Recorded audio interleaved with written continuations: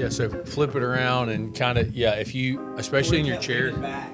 He was like leaning back telling stories. I'll almost like poke the mic at him. All right, Is that, all right. yeah, I think that should be good.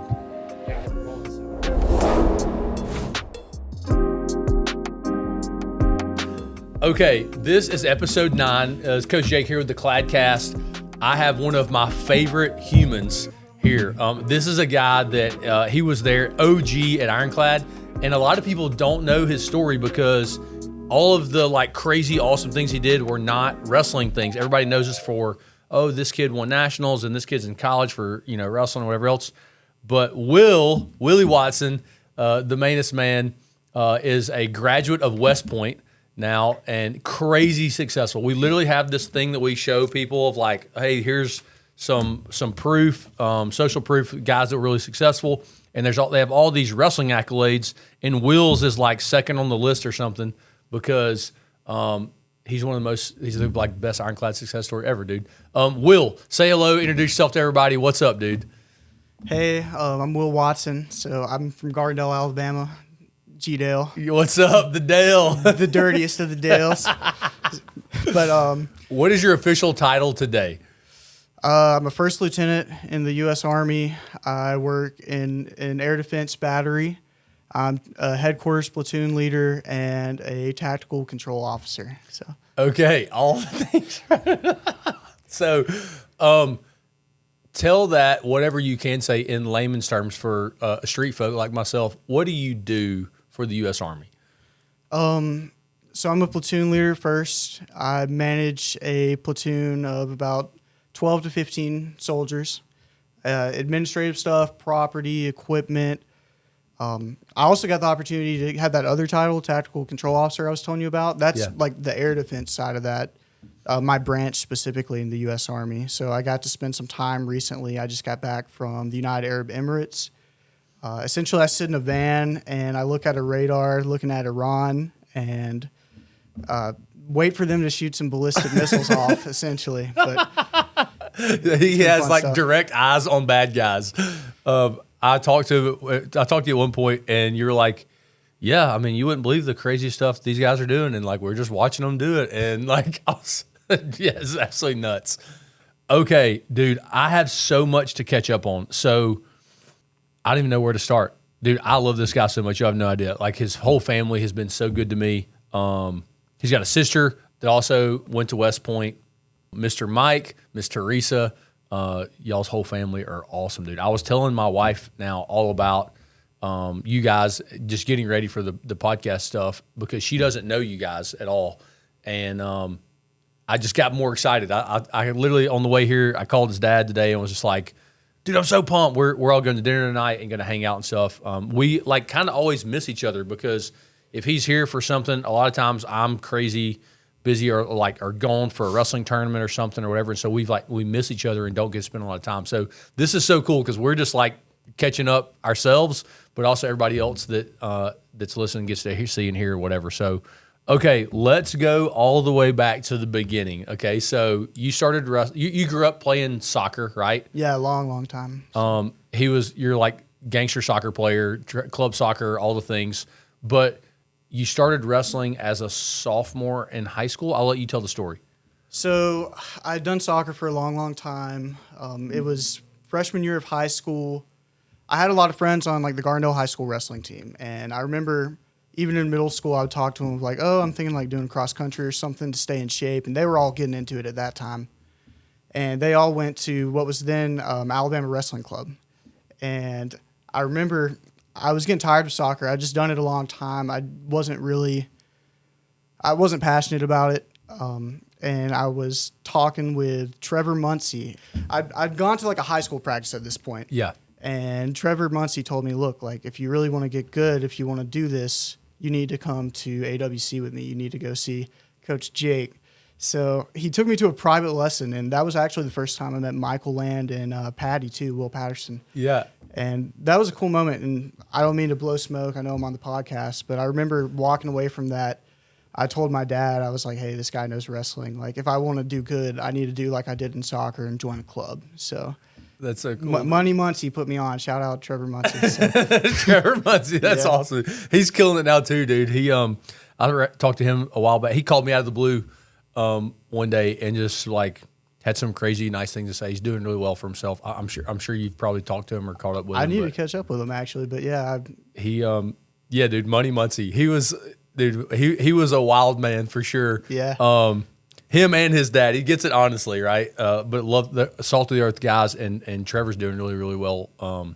He called me and basically had all these things to say. He was like telling me how great he was doing in business and whatever. He started his own business, and he was like, I could never do any of these things if I didn't spend that time wrestling. And it was pretty cool, dude. It was awesome. Well, I'm glad you say that, really. And it's kind of funny when you mention on the little list of like accomplishments, people from the club. I don't know. It's hard to explain, but really, I don't think I would have anything I had without wrestling. I know it's not a direct link. I didn't go to school to wrestle. I didn't do that, but I really credit it all to wrestling. I don't think I would have it without it. So it's so cool. Your mom has been really adamant about some of those things, and I'm like, I don't know. Like, I probably might be overstating those things, but she's been really, really cool. Yeah, man, your whole family are just like there's a special place in all y'all's hearts. There's in times that things were tough, like his family was really, really good to me. As I was transitioning business or transitioning like going through divorce or any type of thing with my family, your whole family's been always amazing to me. So that if you guys only knew, okay, so you started wrestling, you joined the club, and it was crazy. Like, so looking back, you were a really good athlete. Like, you were physically fit, like you were in shape, especially for your age. Had really good like speed and agility and strength, coordination, but like you didn't know how to wrestle yet. And that was like this funny thing because you were like pretty well put together, all the stuff, but you just didn't have any wrestling like feel, right? Because you'd literally never done it before.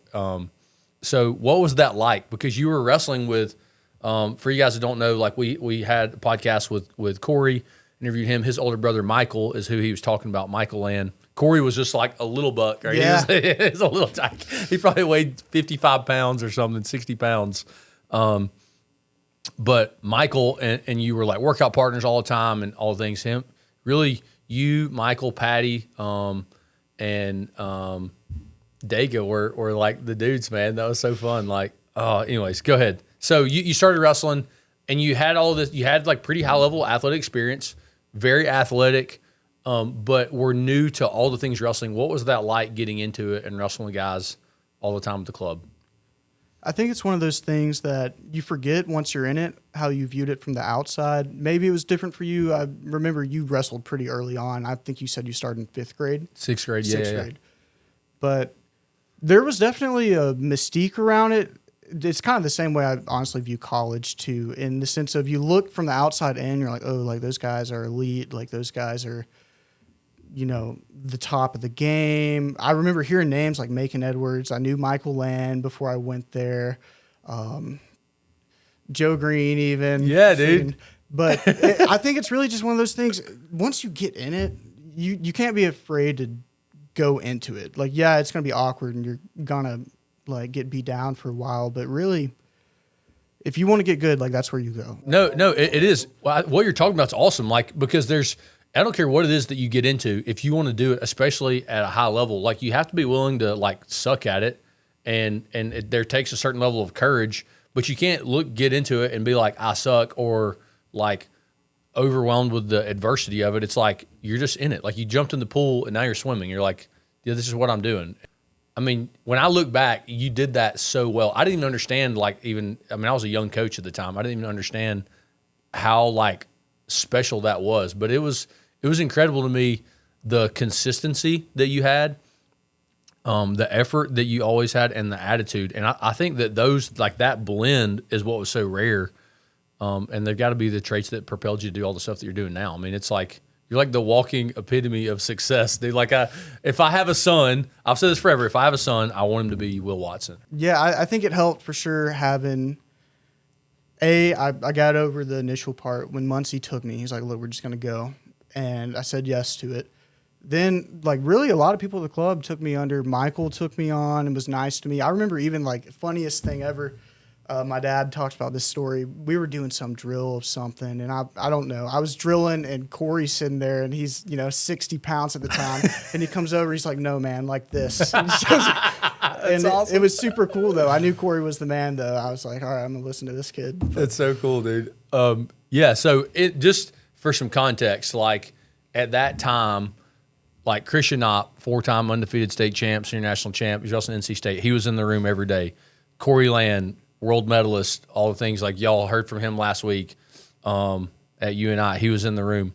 Joe Green was a 2-time state champ and he's like Green Beret or Special Forces. I don't even know what all his something with like recon. He's Marines. like an Army Ranger. Yeah. Like, dude, he's the man for real. He really is. He went to he went through. I've got to interview him too. He went through this like it was like 16-week like special ops training, whatever the heck. Dude, I don't even know. I think it was to be an Army Ranger. I think it was Ranger school. No. He's Marines. It's okay. It's what did he go to? Him and his brother too. They both did it, yeah. Like twins. Okay, so he made it through 14 weeks of the thing, and like the last 2 weeks are gravy. And he literally was just like, I don't want to do this. Like this is not. He's like, I really want this other job instead. And so he just quit. He was like, it wasn't hard. Like we had already done all the hard things. He just stopped. The Green brothers are different, bro. They're were different. crazy different. Oh gosh, one of them was in the CrossFit Games. Like made the James. James was in the CrossFit Games for like the U20 division or whatever it was at the time. I don't even remember now. Like they're different. Yeah, and so. Michael Land was there, so he started wrestling as a sophomore, won 2 state titles after that. Will Patterson. Will Patterson. Will is the man. Like he was total gangster. Again, OG days at the club. Macon Edwards is a 2-time state champ, Fargo American. He had set the national record for wins in a season. Like all these are the dudes that we were like, man, we were all just thugging it out and figuring it out together. And like you were banging with these guys every day. It's so cool. And so. Like these guys, a lot of them are known for their wrestling accolades and whatever. Will was, dude, again, like this crazy learning curve. Like he just started showing up and going to all the national tournaments. Like you're going to Fargo, going to Virginia Beach, going to like Iowa Nationals and stuff. And you're wrestling like it's so hard because if you don't have a good record or if you don't have any accolades or like seedable criteria, you just wrestle the very best guys first round. And so Will's like been wrestling for 12 months. He's wrestling like the top 10 guy in the country first round at nationals. I'm like, go get him, Tiger. Like it was just your willingness to that they there's a term and it's escaping me right now, but it's basically like being okay with sucking, like having some perseverance through that initial phase of like I'm not good at something. And dude, you might have like the best like storyline that I've dealt with as a coach of that because you started late and you were athletic and you went right to the deep end of the pool. And so anyways, it was really cool. And so really, and then at the time that you would have blossomed and had all of the success that people are like accustomed to or they're all pursuing on a wrestling mat, you had some like shoulder injury stuff or whatever, right? And so somewhere in that, you decided that you were like, hey, I think I want to go to WestPoint.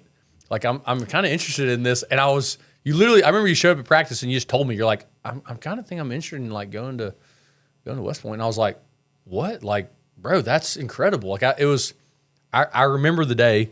But as you were going through all the stuff and getting ready for that and having some like kind of onset of shoulder stuff, you kind of had to make the choice of like, do I want to be a state champ or do I want to make sure that I pass all my physical fitness stuff and like health clearance to get admitted, right? I mean, am I saying that clearly? I mean, I appreciate that. It's very flattering. Whether or not state champ was in the cards for me, I don't take back anything. I really do reminisce on that experience a lot. If nothing else, I'll say this. If wrestling prepared me for anything, wrestling is harder than being in the Army. I'm just going to hot take. Hot take. Put that out there. So tell me about, so you showed up, there's like physical training. I'm like, you have to go through like, I guess like kind of a basic, like Hell Week type stuff or whatever. Like what is that like when you first got to, you went from high school wrestling to you show up at WestPoint. Like, what was that like? And yeah, what was that like? I mean, for all of us normal folk that never been there, tell me about that experience. I'll say this. I don't want to hype it up too much. I had like the cadet basic training. Yeah. Like, they're going to show you it, but watered down. It's not Marine basic training. Yeah, it's like, not. But it's you go through something. Y'all did some like light combatives, I think, and stuff. And so you had told me a bunch of stories related to that. Like, just share that with everybody else because I think it was pretty cool. Oh yeah. So I was saying earlier, you're a little rattled. You get like your head shaved. You get introduced to these new things. And you get all these military drills and tasks that you're not familiar with, especially, my family's not military. I was kind of a low drag guy for a minute there. I was slow in some things, but when it came to fitness and all that, I was knocking out of the park. One thing I remember about wrestling, and to be totally honest with you, I didn't even really, outside of conditioning, I was just going to practice and going to high school practices. And I remember I could even still, if I hadn't run in like months, rip off 3 miles like it's nothing, 5 miles.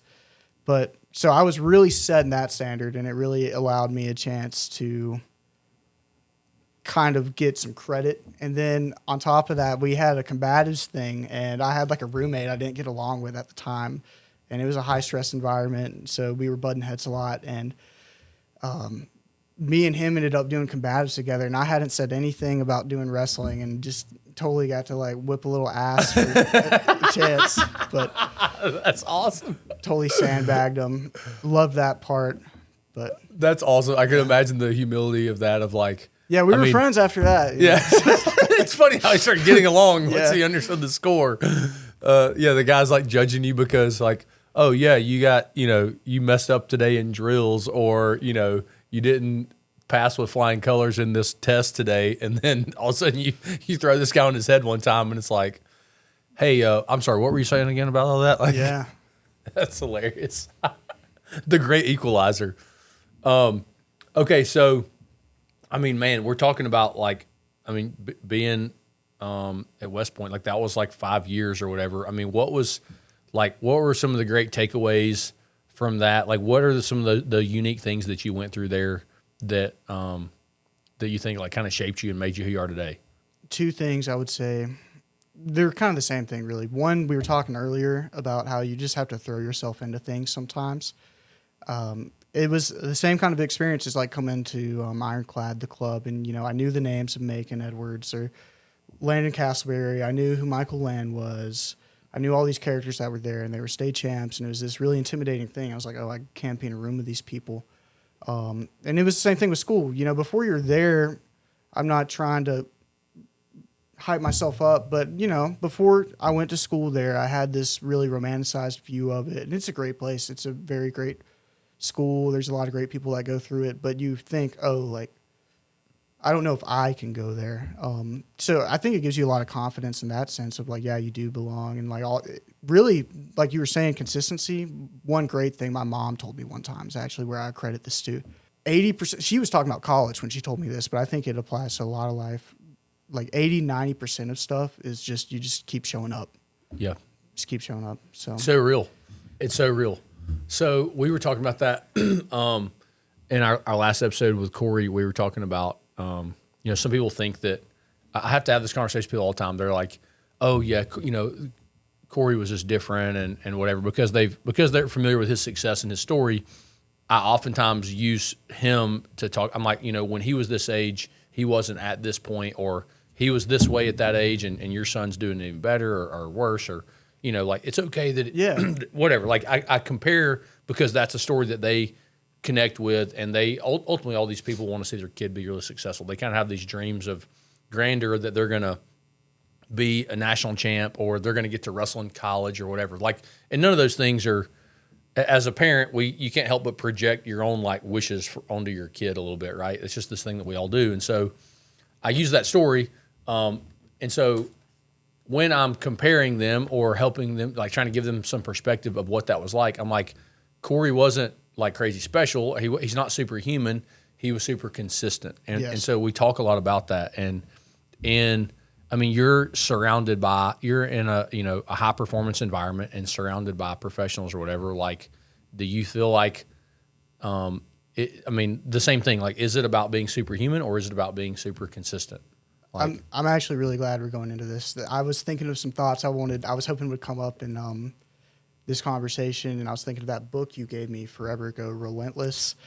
I read a book recently that kind of really gets after. I'm reading an author, Norman Vincent Peale. He's really a religious guy, but highly, highly recommend. Even if you're not religious, just take a look at what he's saying. It really applies to the mental side of things, and where I connect that to what you're talking about with Corey and being superhuman. It's really easy to look at people like Corey or someone like, I don't know, Zach Van Ost or Joe Green, and you're just like, oh, they're just built different. Like, they're superhuman or they're this or that.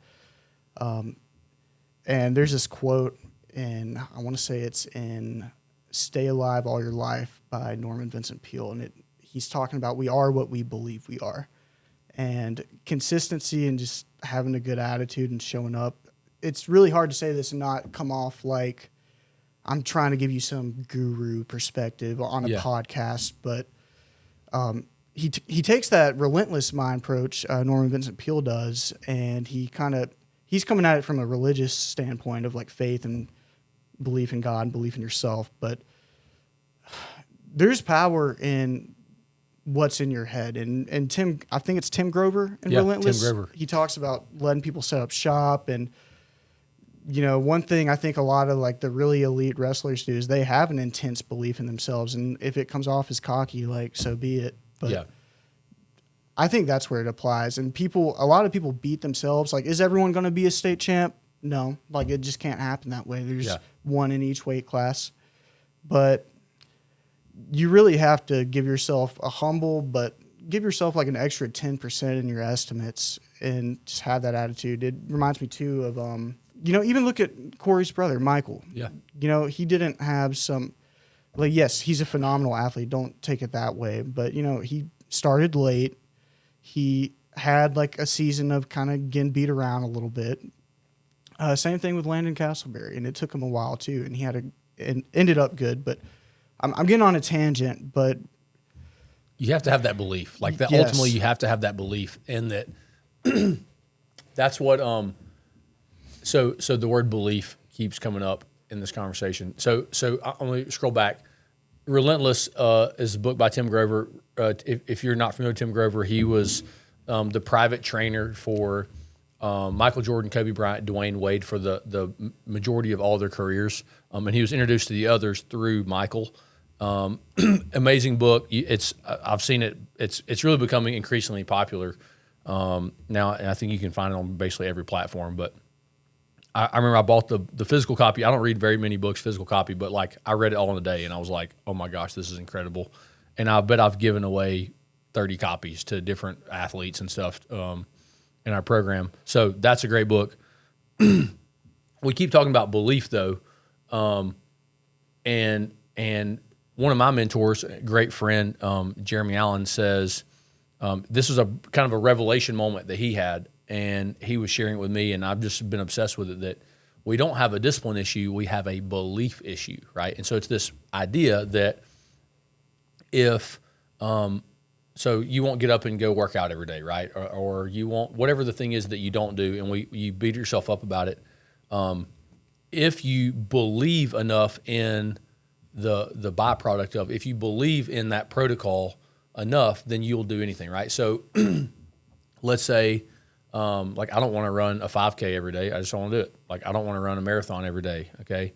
I also don't want to throw up every day. But if I have cancer and I believe that the only way to beat it is to subject myself to chemotherapy, like to poison myself, basically, and I'm going to not be able to eat, I'm going to throw up every day and be all kinds of jacked up, then I will go through chemotherapy because it's the only option to live. If they told me that I had to run a marathon every day so that I could walk my daughters down the aisle one day, right, and see them get married, I would do that. Like it's a belief issue. So if you believe that being consistent and going to practice is the answer to whatever this thing is that you care so much about, then you'll do it.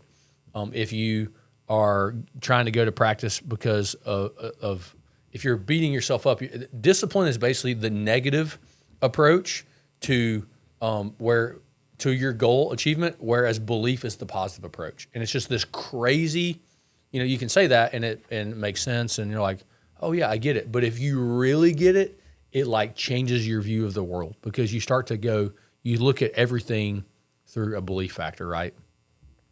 And so if we're talking about belief, there's faith and belief. I mean, it's the Bible is littered with those topics. And it talks a lot about, that if we had faith even the size of a mustard seed, that we could move mountains, right? There's something to believing in that thing. If you have belief, what you can do is like almost, I mean, there's no limit to it really, right? It's pretty profound. I also think I'll add this one thought to it, is that they always talk about how a project like swells.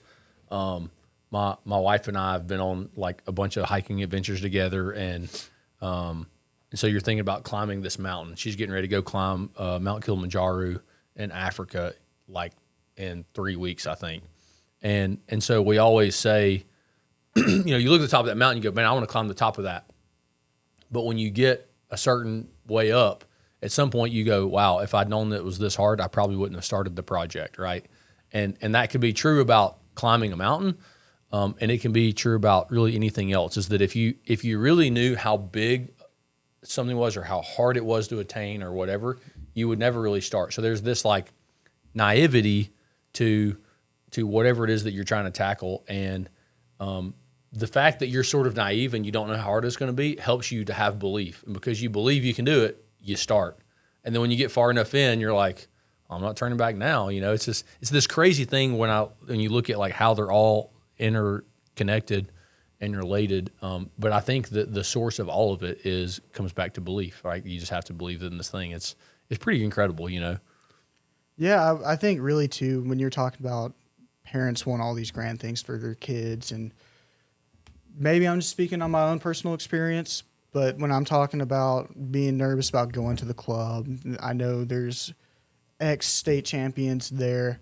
I think a lot of kids are really, even like the better kids on like my high school wrestling team, I know they were this way, even really athletic, talented people, they're afraid to ask for big things in their head. And if you just start with asking, like fake it till you make it, honestly, just say things to yourself. Say like, yes, I'm athletic. Yes, I have what it takes to be in this room. I'm surrounded by the best coaches. I have this opportunity. It's everything. It is literally everything. There's this effect. I was trying to talk about it in the last thing. I need to freaking Google it and find the name of it. There's this like phenomenon, and I remember I first read about it in, I think it was in Angela Duckworth's book Grit, which I also reference all the time. I've read it numerous times, but it talks about at the Olympic Training Center, there was this.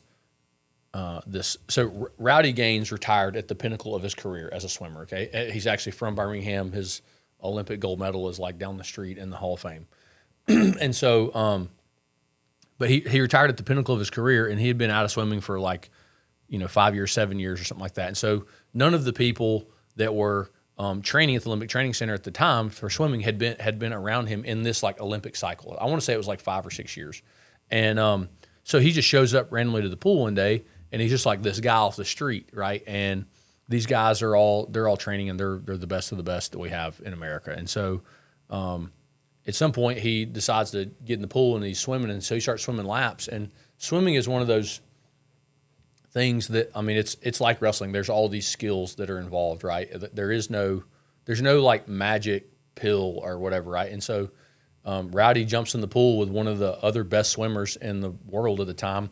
And he's racing, and it's like pretty close. It's really competitive. And the quote is that, again, this guy who, let's say he's a top 10 swimmer in the world for the United States. He's watching Rowdy swim, and he says he goes, this guy's a effing fish. And he talks about the writer of the book is standing there beside him when it happens, and so he describes. Like, this guy has dedicated his life to swimming. Like, he's been swimming for 15, 20 years. He's committed. When I was actually out at the Olympic Training Center, the last time I met some people who were there, they were spending like 8 weeks there. Their daughter was 15 and they were there for swimming. And we were talking about a lot of the same stuff related. It was a pretty cool experience. But they're saying this guy knows that there is no, like, you can't do all these things in a pool without having trained them. That's not like a natural thing, right? He knows that. He lives in it. He spent 15 years of his life developing skills and techniques and all these things to swim. And so, but at the moment that someone else jumps in the pool and does something phenomenal, you immediately have this belief in like a phenomenon and that there's a magic pill. This guy is special. He's unique. He's different. This guy's an alien, even though everything about your own experience knows that not to be true. And so there's this natural inclination to not believe in yourself and to believe in like a superpower in someone else. And so that seems to be this thing that keeps coming out as we're talking, that like you have to believe in yourself and not disbelieve, right? And it's so easy for us to believe in others that they're superhuman and believe that we're not, right? And like that's just such a fallacy. And there's a phenomenon that describes it and whatever, and I don't know the name of it off the top of my head. If you do know, drop in the comments and help your boy out because I'm lost on it. But it's bugged me, I can't remember. But it's really crazy. Like, just be willing to believe in more, right? Like, don't have disbelief and doubt. That's the natural thing to do, is to doubt yourself because you think that you're X, Y, Z, right? Like, I'm only a guy from Charlesville, Alabama. Like, my family didn't wrestle and whatever else. Like, how could I know any of these things that I know now or be the guy or whatever, right? You're just a dude from Gardendale, Alabama, from the Dirty Dell. You know, how could you be in charge of watching what's going on in Iran and protecting America, right? Like, but if you have belief, you start to realize how qualified you really are, you know. You hit it like completely on the head. I'm agreeing. This is exactly the point I was trying to make. If you know that truth, and I'll call it a lower T truth, it's a worldly truth, not a not a heaven truth, okay, or like God's word. But I think it's true. I mean, God's word says faith the size of a mustard seed, so that is capital T truth, right? But I think that it's true in us, in the flesh as well. I think it's true that you just have to have that belief, and we're so unwilling. If you get it, it trickles down into every part of your life. Like it's easy to see and hear, and I mean, everybody listening to this has probably heard it before, but if you really get it, it'll change your life. And it's just this crazy thing that I feel like we use wrestling as a catalyst to teach that, but that's what we're just trying to teach it everywhere. You know what I mean? For a long time, it did not click with me, and sometimes I still forget it for a while, like periods of my life. But really, really, really, I would highly recommend that Relentless book, B, the book that really changed things for me. There's a period in like college where I just kind of wasn't really passionate about anything. I was just going through the motions. Is The Power of Positive Thinking, and you can apply those things so literally to your life. And I think there's some parallels between things you've said in like wrestling conversations. This is somewhere in the Bible. It's something along the lines of, according to your faith, be it so unto you. Like that, if you have the willingness to believe you can be a state champ and get past the superhuman bias of, oh, I'm not Brody Christmas or whatever. And really, it's discrediting to those people. Like, Brody went to a lot of practices to get to the point he's at. Like, I saw it. And he was not the most badass kid at practice for a while there. You know, he had to deal with Corey. He had to deal with other people. But everybody was the little brother, right? Everybody was the princess and not the bride at some point, right? Like, you have to go through those things. Like, you have to. And it's just crazy how I feel like that's really the big takeaway, is that, like, the people sitting in the chair now that are new, that are like they're sitting in practice and they're watching their kid and they're like getting pissed because their kid's getting the crap beat out of them, or the parent sitting in the bleachers at nationals and their kid's getting the crap beat out of them and they're like, son of a gun. Like, it's so easy to not believe, to go, we need to find some other sport, or we need to, like, what's wrong with my son? He's broken or whatever. And you have to realize the kid kicking his tail, like, he took all the L's before. The only reason he's here is he's already had 1,000 losses. Like, that's why he's winning today. You don't get anywhere without it takes 1,000 losses to figure it out. And you just, like, are you going to get those when you first start? You might get 50 or 100 losses this year. You know what I mean? Depending on how much you compete. And you have to be willing to persevere through those early L's, right? You're going to have those L's at some point. It's like, are you going to go to little rinky-dink tournament and not have all those L's so that you can fall in love with wrestling first? That's one way to get up the mountain.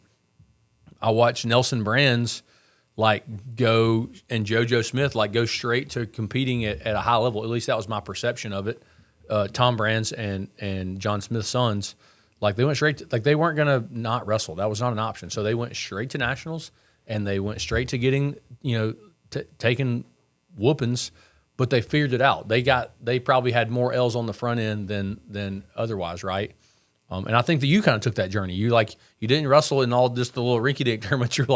You went straight to nationals, and you had belief in spite of each L was a lesson. It wasn't a real loss, right? And so, it's just such a powerful takeaway, dude. It's true in everywhere else in your life. You know what I mean?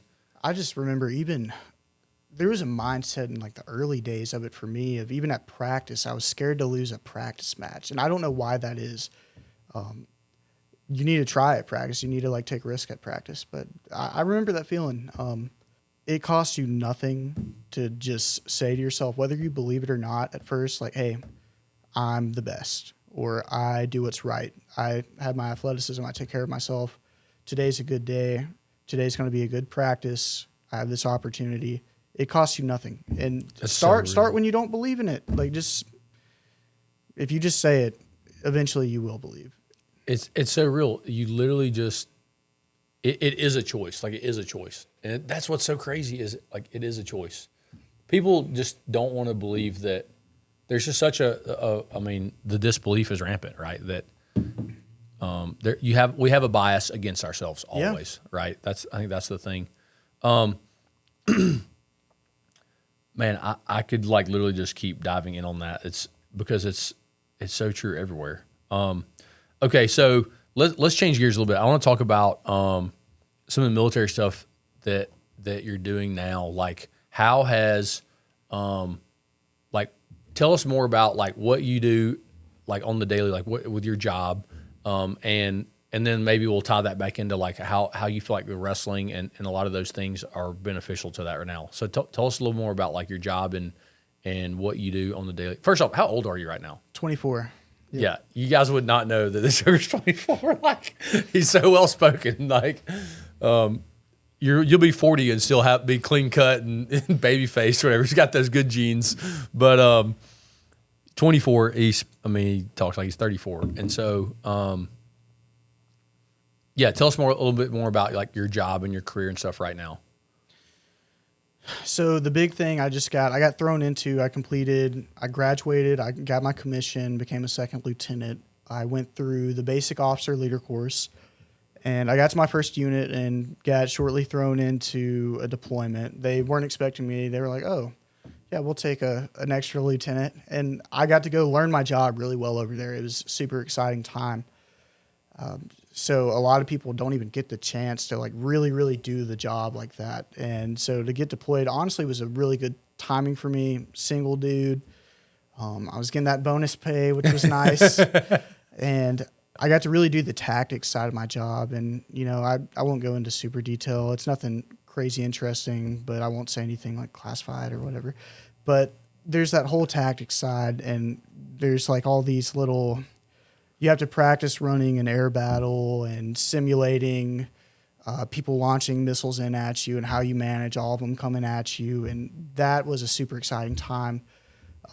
How do you practice that? I don't even know what you can and can't share.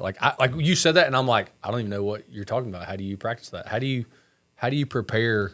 I remember studying fighter pilot training. That's where I learned about 991 consecutive perfect reps make something muscle memory, right? How do you train or prepare for that without, hey, they're not shooting missiles at us yet, right? So how do you prepare for that? Drills? What is that like? There's simulations. You get read up on, what the kinematics of threats in an area are, and you're familiar with, hey, this thing's moving at this speed coming towards me. That looks an awful lot like this certain ballistic missile Iran uses. So I don't think this is a civilian airliner. Got it. So, and then they just bombard you with a lot. They show you the worst case scenario for that region, and you get where you can handle a bunch of things coming at you at once, because you got to assess things. There's this really my main job in that scenario where they're running the air battles of something's like kicking off. There's 3 people in like the little van controlling everything. And my job is TCO. My number one job is force protection, they call it. So I'm trying to make sure I don't commit fratricide or shoot down an Emirati airliner and go away for a long time. But yeah, they've got just simulations. there's like little things like don't shoot down an Airbus out of the air. Like, hey, sorry, that wasn't a missile. It was a commercial jetliner. Just small responsibility for a 24-year-old. No big deal. Oh man, but I had a great time with it. It was really stressful at first because I remember being in the van and, when you're going through the basic officer course for that specific job, they have the little lab with the simulation and you pretend to do it. But then, and going in the actual van, I was like, oh, like this is like actual airliners on the screen right now. And yeah, there's real I could people. push this button over here and XYZ would happen. But, I love that time period when I was getting trained up for that job. I kind of like when I talk about when I came to Trustful and I said, oh, this guy really knows wrestling. I met, so like military people will know this. I don't claim to be the expert on anything. I'm just a lieutenant.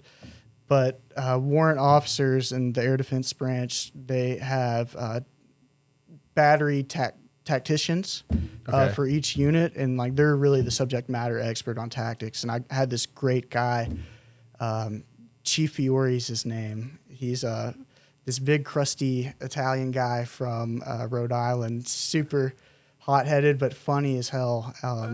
He says lobsters and mobsters in Rhode Island. But he trained me up and got me squared away on tactics and got me really passionate about that. And that was just one of those things that made the job super easy. It made the deployment fly by. It was...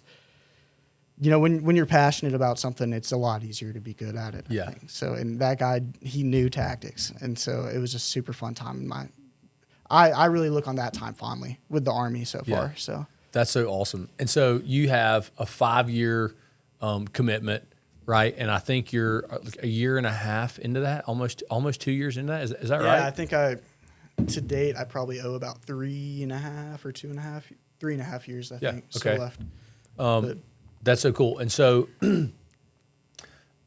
like y'all are talking about tactics and all the stuff or whatever, like those are like trigger words for me. So I have to ask, like, how do y'all have like a decision tree on tactics of like is there like a certain decision tree and timing and like how does what kind of like decision making, like process for decision making do y'all like use? Can you like I don't even know if I'm asking that question real clearly. Like, yeah, a little bit. Like with wrestling, we have Ironclad formula. We have this whole thing, and it's a decision tree, basically, right? But it's more than just a flow chart.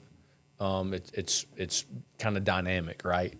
How do y'all like you manage decision making like that? Like, what kind of military process do y'all use?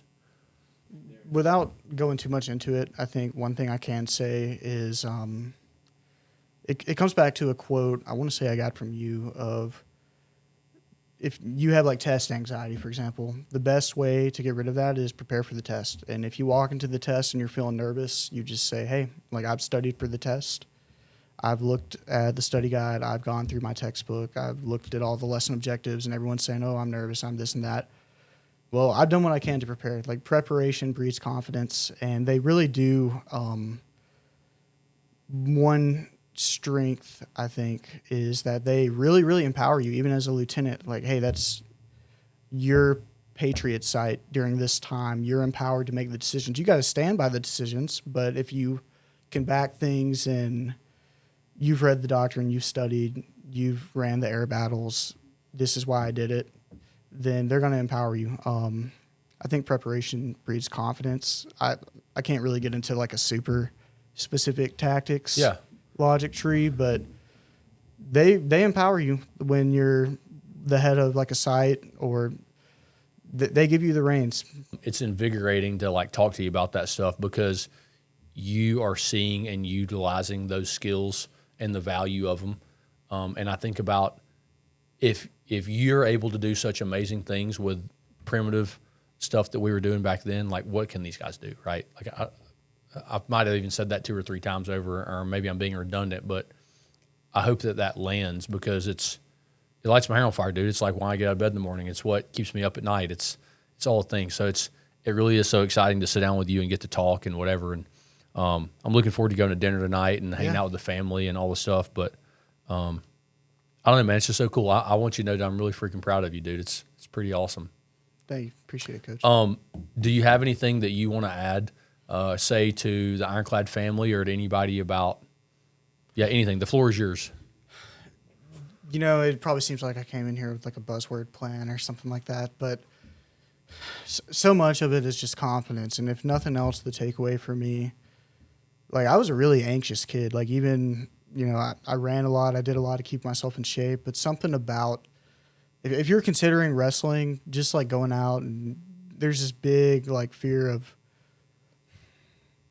competing with another human being like that. Like you said, it's you fighting another human being in front of a whole gymnasium.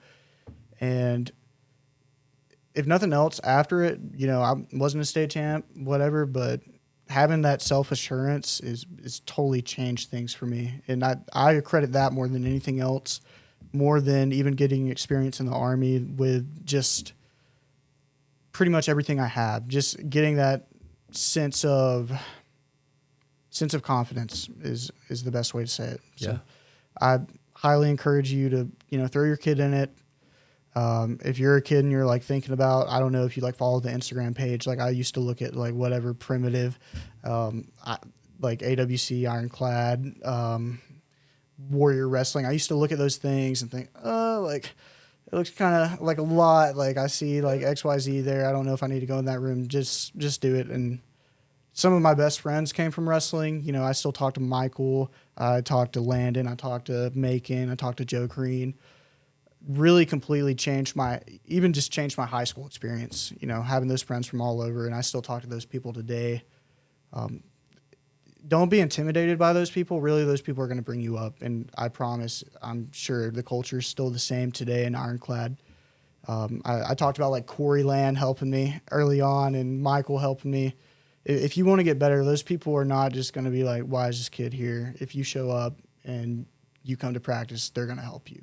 So don't look at it as this intimidating thing. Just look at like, these are the best people you can surround yourself with in the state and in the nation in a lot of cases. So awesome, dude.